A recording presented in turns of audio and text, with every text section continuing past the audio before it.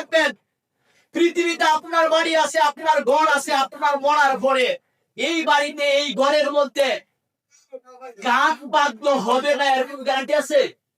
Guarantee নাই।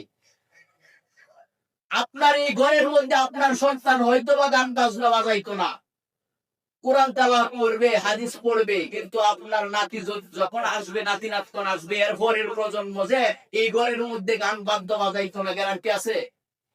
এমনও হইতে পারে আপনার এই ঘর, আপনার এই বাড়ি, আপনার শত্রু যারা বসবাস করবে, আছে না নাই?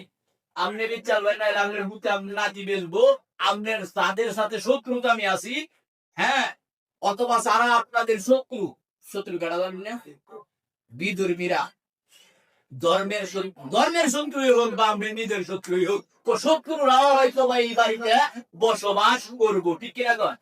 কিন্তু আল্লাহর ঘর এমন একটা জায়গা, যেই জায়গাটা কিয়ামত পর্যন্ত যদি এখানে মসজিদ আবার নাও থাকে, মসজিদ নাও থাকে, কিন্তু এই মসজিদের জায়গার মধ্যে কিয়ামত পর্যন্ত কোনোদিন গান বাদ্য হারাম নেহায়াত মাকরুহাত কোনো কাজ, পাপের গুনার কোনো কাজ হবে না, এই পিটাতে জেনে রাখতে।